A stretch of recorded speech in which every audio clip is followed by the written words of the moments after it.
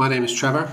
I'm a Hollis instructor trainer and technician for TAL Scuba in Christchurch, and I've been asked to make a short video on how to check the battery status on the Hollis Explorer MK1 and MK2.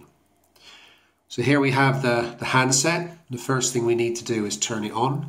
So if we push one or both buttons until the Hollis logo comes up, you will hear the annoying alarm. That's quite normal because it's not connected to a unit. We're then going to get the carousel come up. What we need to do is push both buttons until the splash screen comes up. I have read and understood the manual. Then a quick push of the left button to get to the menu, and then a quick push of both buttons to select setup. If you take too long, as I did there, it reverts back to the previous screen. So quick push of the left button, quick push of both buttons, and we're now on the setup menu. We then use the arrow buttons on the side to select service mode, and this needs to say on. So if I do a quick push of both buttons to change that, service mode now says it's on. Then we need to do a long push of both buttons to go back to this menu, and a long push of both buttons again to go back to the I have read and understood the manual splash screen.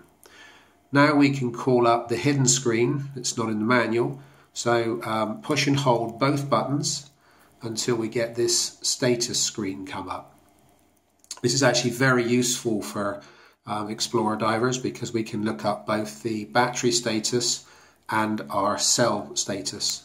So here we have the handset battery is at 100%, and the LSS module batteries, all three of them, 1, 2 and 3, are showing 100%.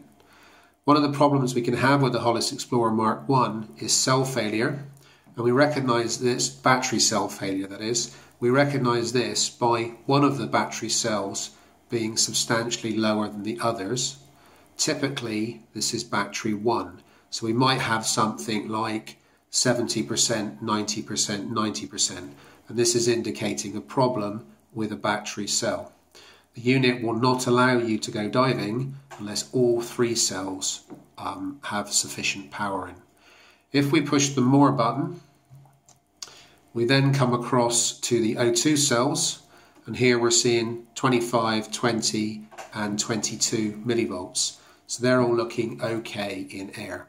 That's very useful if you're trying to identify a bad cell, because typically if you've got dirty contacts, then you might have 25 to 22, or if one of the cells is getting old and needs replacing, or maybe you've damaged it, again the millivolt reading will be substantially different to the others.